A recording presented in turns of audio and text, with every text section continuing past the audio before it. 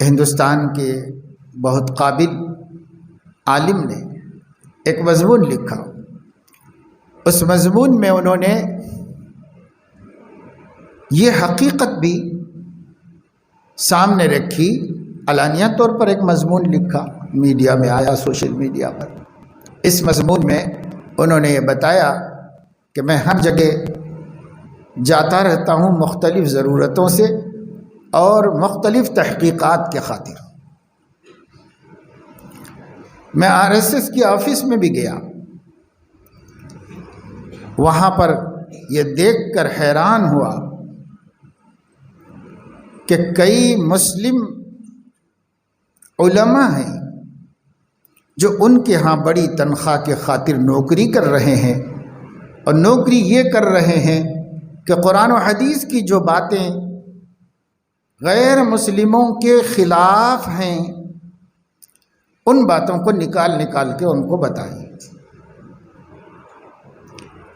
یعنی وہ باتیں جو اللہ نے بطور احکام کے نازل فرمائیں، اسلام اور قرآن سے زیادہ انسانیت کا احترام سکھانے والا کوئی مذہب نہیں ہے، لیکن کچھ مخصوص حالات کے مخصوص احکام ہوتے ہیں.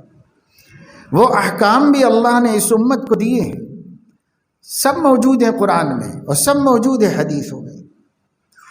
ایسی باتیں جس سے ہندو مسلم نفرت پیدا ہو سکتی ہو، غیر مسلم لوگ قرآن میں سے ڈھونڈ کے نہیں نکال سکتے، حدیثوں میں سے ایسے واقعات کو وہ جمع نہیں کر سکتے. انہوں نے کچھ مسلمانوں کو ہائر کیا ہے، دین کا علم حاصل کیا تھا دین پھیلانے کے واسطے، لیکن جا کے دین کے دشمنوں کو 4 ٹکوں کے خاطر، کچھ روپیوں کے خاطر ان کے ہاں بیٹھ کر کے، اور ان کو بڑی بڑی تنخواہیں دی جا رہی ہیں جو وہ مولوی سوچ بھی نہیں سکتے. ایسی بڑی تنخواہیں ان کو دی جا رہی ہیں.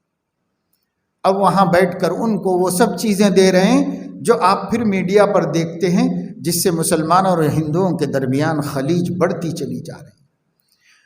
ان کو کہاں سے مل رہی ہے؟ انہی پیٹ پرستوں اور آخرت کے مقابلے میں دنیا کو ترجیح دینے والوں. اما من طغى وآثر الحیات الدنیا فإن الجحیم ہی المأوی. جو شخص سرکشی کرے اسلام سے اور ایمان سے، وہ مسلمانوں سے بغاوت کرے اور دنیا کو آخرت پر ترجیح دے، ان کا ٹھکانہ جہنم ہے. فإن الجحیم ہی المأوی. اللہ نے قرآن میں فرما دیا ہے. لیکن پھر بھی کچھ لوگوں کے واسطے روپیہ پیسہ ایک معبود ہے، روپیہ پیسہ ایک دیوی ہے، دیوتا ہے، جس کی پوجا کے لیے وہ کچھ نہیں سوچ سکتے کہ ایمان ہے کہ رہے کہ نہ رہے، کچھ نہیں سوچ سکتے. اللہ تعالیٰ بہرحال ایسے ضمیر فروشوں اور مذہب فروشوں کو ہدایت دے، یا ان کے ضرر سے ملت اسلامیہ کو محفوظ و مامون رکھے. میں یہ بتا رہا ہوں کہ وہاں تو صحابی سے ایک نادانی ہو گئی تھی اور اس میں ان کا اعتقاد بالکل صحیح تھا، اور یہاں جان بوجھ کے بھی لوگ من حیث القوم، قوم کو نقصان پہنچانے کا کام کر رہے ہیں. ایسی سازشیں، ایسے کام امریکہ میں، کینیڈا میں، آسٹریلیا میں، یورپ کے مختلف ملکوں میں مسلمانوں کے اسکالرز دشمنان اسلام کے مددگار بنے ہوئے. دیکھیے کوئی قوم ایسے ہی ذلیل نہیں ہو جاتی. اتنی بڑی قوم ہے دنیا کی، عیسائیت کے بعد سب سے بڑی تعداد کسی مذہب کے ماننے والوں کی مسلمان ہیں. کرسچن سب سے بڑی تعداد ہیں، دنیا کی اکثریت ہیں، اور پھر مسلمان ہیں، اور سارے مذاہب اس کے نیچے. اتنی بڑی قوم دنیا کے خطے خطے میں ذلیل و خوار ہو رہی ہے تو ایسے ہی نہیں ہو جا رہی. کچھ ہے ہماری کمیاں کوتاہیاں جس نے ہمیں اللہ کی حفاظت کے باہر کر دیا ہے، اللہ تعالیٰ کی عنایات سے محروم کر دیا ہے. اس پر ہمیں غور کرنے کی ضرورت ہے.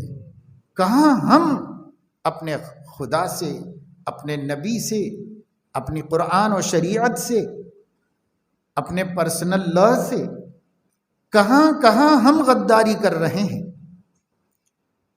جب قوم خود غدار ہو اپنے دین کی تو پھر کون مدد کرے گا؟ دنیا میں کوئی مدد کرنے والا نہیں، اور ایسی قوم کی اللہ بھی مدد کرنے والے نہیں۔ اسلام کو اللہ کہیں جھکنے نہیں دے گا۔ سوال اسلام کا نہیں ہے کہ اسلام کی حفاظت کون کرے گا۔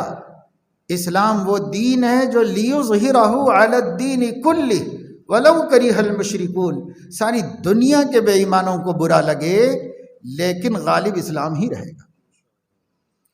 یہ اللہ نے اعلان قرآن میں فرمایا ہے، یہ معمولی خبر نہیں ہے۔ اسلام کا مسئلہ نہیں ہے میرے دوستو، اسلام کی کون حفاظت کرے گا، یہ کوئی پرابلم نہیں ہے، یہ کوئی مسئلہ نہیں ہے۔ اسلام کی حفاظت اسلام کا خدا خود کرے گا۔ سوال ہے مسلمانوں کی حفاظت کون کرے گا؟ اسلام کی حفاظت کی آج باتیں ہو رہی ہیں۔ بھائی اسلام کے آپ کون حفاظت کرنے والے؟ جس کا مذہب ہے، جس کا دین ہے، جس کی آخری شریعت ہے، جس نے اپنا آخری پیغام، فائنل میسج انسانیت کو دیا ہے، وہ آخری انسان تک کے واسطے محفوظ رہے گا۔ اس دنیا میں جو آخری انسان آدم کے گود میں جنم لے گا اس کے لیے بھی اسلام موجود ہوگا، دعوت اسلام کی موجود ہوگی۔ اس لیے اس دین کو کوئی غالب رہنے سے بچا نہیں سکتا، کوئی روک نہیں سکتا۔ یہ دین غالب ہی رہے گا، مغلوب نہیں ہو سکتا یہ دین۔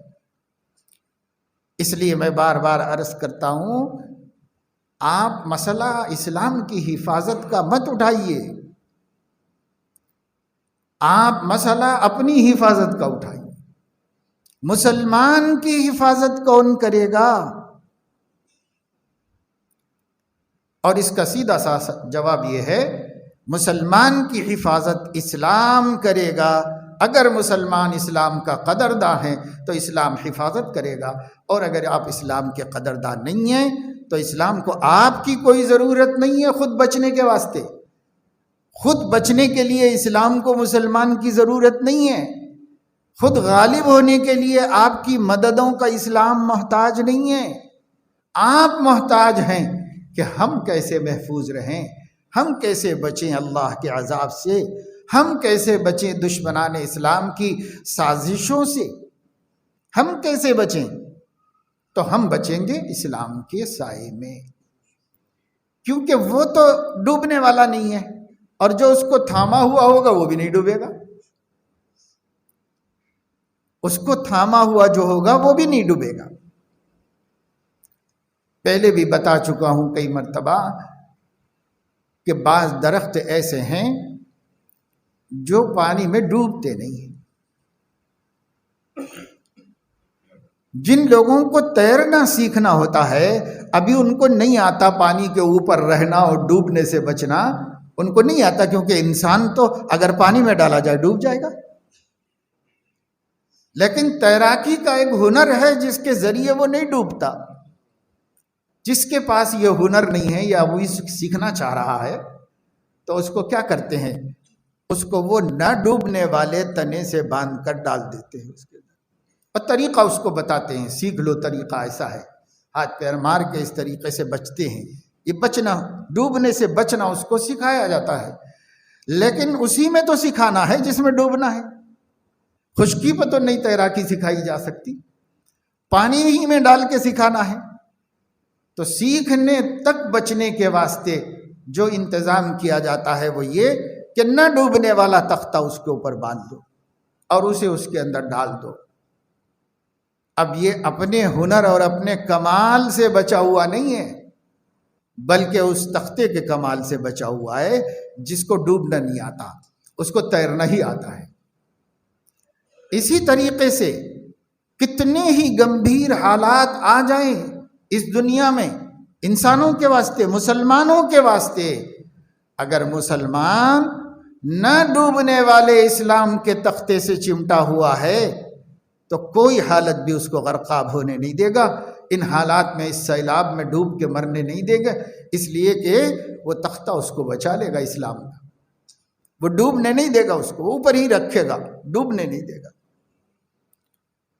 پھر آپ بچ کے نکل گئے اور کہنے لگے کہ میں تختہ بچا کے لایا ہوں، تو لوگ کہیں گے کہ احمق، تو الو کا پٹھا ہے، تختہ تجھے بچا کے نکال کے لایا ہے، تو تختے کو بچا کے نہیں لایا ہے۔ ہم اسلام کی حفاظت کریں گے، یہ ہمارا خواب و خیال ہے۔ اسلام ہماری حفاظت کرے گا بشرطے کہ ہم اسلام کے قدرداں ہوں، اسلامی احکامات کے قدرداں ہوں۔ ہم یہود و نصارہ اور دشمنان اسلام کے مقابلے میں اسلام کی تعلیم کو ترجیح دیتے ہوں، اس کو اہمیت دیتے ہوں۔ لیکن آج ہماری صورتحال یہ ہے کہ عرب کنٹریز سے لے کر عجم تک کہیں بھی دیکھ لو، مشرق سے لے کے مغرب تک کہیں بھی دیکھ لو، جہاں جہاں مسلمان رہتے ہیں ان کو اپنے نبی کی تہذیب سے کوئی دلچسپی نہیں ہے، ان کو اپنے نبی کی تعلیم سے کوئی دلچسپی نہیں۔ ایک چھوٹی سی تعداد ہے جو اسلام پر جمی ہوئی ہے، ہم اس چھوٹی تعداد کو دیکھ کر پوری قوم کے لیے فیصلہ نہیں کر سکتے، پوری قوم کو دیکھ کر قوم کے لیے فیصلہ کر سکتے۔ مسجد میں کتنے مصلی ہیں؟ محلے کے مسلمانوں میں سے مسجد میں 5 وقت آنے والے کتنے ہیں؟ ہر شخص اپنے محلے کی مسجد میں دیکھ لے، فجر کی نماز میں دیکھ لے، عشاء کی نماز میں دیکھ لے، ظہر کی نماز میں دیکھ لے، کتنے مسلمان مسجد آتے ہیں اور کتنے مسلمان نماز پڑھتے ہیں، اور جو نہیں آئے ان کو بھی شمار کر لو، پھر آپ کو پتہ چل جائے گا کہ اس امت کی غالب اکثریت اسلام سے بیزار ہے، اس امت کی غالب اکثریت اسلام سے دور ہے۔ ملک میں کتنی عورتیں، اپنے محلے میں دیکھ لو، صرف ملک میں نہیں، کتنی عورتیں حجاب کی پابند ہیں، نظر آتی ہیں ہمیں برقع پہن کے جانے والیاں، اور وہ پھر برقعے والوں کو بھی ہم حجاب والا نہیں کہہ سکتے۔ حجاب تو ایک شرعی حکم ہے اور اس کی تفصیل کتاب و سنت میں موجود ہے، اس کی پابندی کرنے والوں کو پردے دار کہتے ہیں، باحجاب